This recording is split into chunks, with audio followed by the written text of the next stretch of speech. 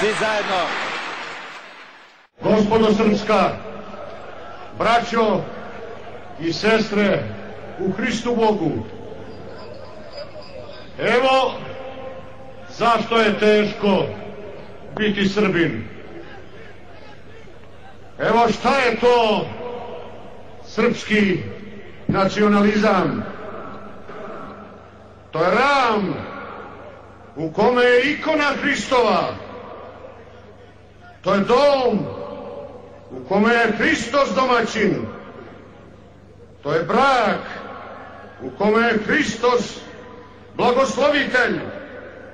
To je selo i grad u kome je Hristos načelnik.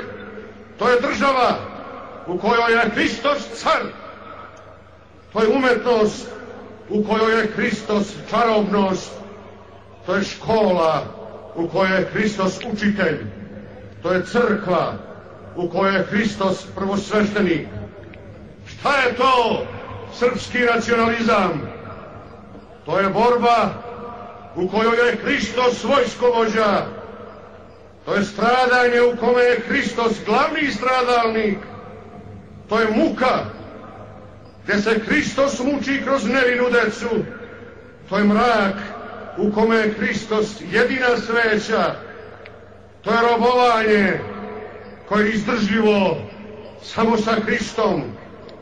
Šta je to srpski nacionalizam? To je ustanak protiv nepravde s barjakom Hristovim. To je pobjeda s pevanjem Hristos voskrese. Šta je to srpski nacionalizam?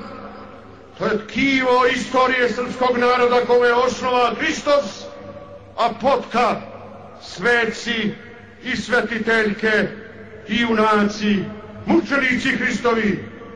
To je molitva da posljednje suze i posljednje kapi znoja.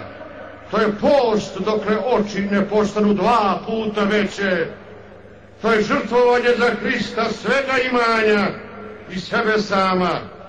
To je snežna čistota u devičanstvu i anđelska vernost u braku Hrista radi. To je sreća u samoći, sreća u braku, sreća u društvu, sreća u pobratimstvu, sreća u kolibi, na prestolu, sreća u oba sveta u ime Hrista Boga. Evo zbog čega je rečeno da je teško biti Srbin. A to je rečeno komšijama srpskim i izdajnicima srpskim kojima je nacionalizam ram u koji oni stavljaju drugu sliku koju im protivnici Hristovi guraju u ruke. To su sve te reči našeg vladike Nikolaja Srpskog. Nema naroda koji ima takvu istoriju punu stradalništva, sužanstva za Hrista Boga.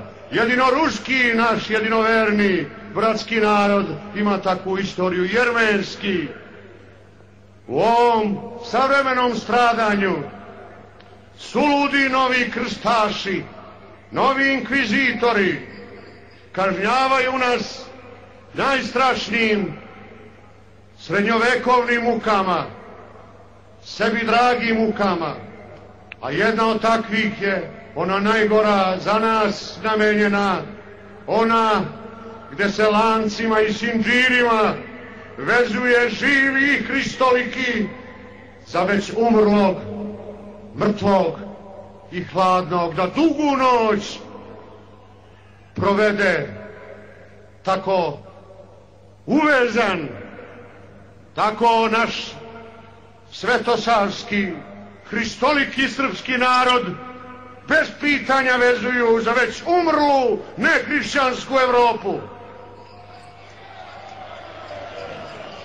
Malo li je stradalništa srpskog po Srpskoj krajini, Kninskoj i svim drugim krajinama? Malo li je plača srpske nejači sa Kosova, grdnog i velikog sudilišta? Malo li je plača srpskog iz države Montenegro zdaji? Malo li je plača srpskog sa Srpske Metohije? Ali mi, Hristoliki, koji u Boga živoga verujemo, znamo da će na referendum u Montenegro zdaj po svoj prilici doći i mitropolit crnogorsko-primorski, zetsko-brski, skenderijski i čuvar Svetog Pećkog trona, naš Sveti Petar Cetinski sa svom krstonosnom i pobedonosnom vojskom direktno s bitke na Krusima. Mi znamo da će na taj referendum, kao i 1941. kad je došao na Cetinje Sekuli Drljeviću, kad je proglasio neovisnu Crnu Goru pod talijanskom krunom, doći i naš Pavle Đurišić sa 14.000 viđenih momaka. Ja koliko znam, Baja Stanišića on tu priliku neće propustiti. Mi koji se gledamo u Boga živoga i u ovome divnom belome gradu, znamo i nedeljom da na ovom trgu prošeta naš Živojin Mišić u društvu sa Kajafom. Vidimo da im se tu, gde bi drugo nego kod ruskog cara, pridruži Stepa Stepanović i odjednom na kratko Radovan Mladić i naš predsjednik Karadžić sednu kod ruskog cara, nego kod koga će, i dogovore se i kad će i s kim će i dokle će. Bog vas pogledao. Hag. Da, divno je rekao naš general. Hag. General kome i ovog puta čestitam što je u penziji. Bilo bi tužno da je u ovom slavnom miru aktivan.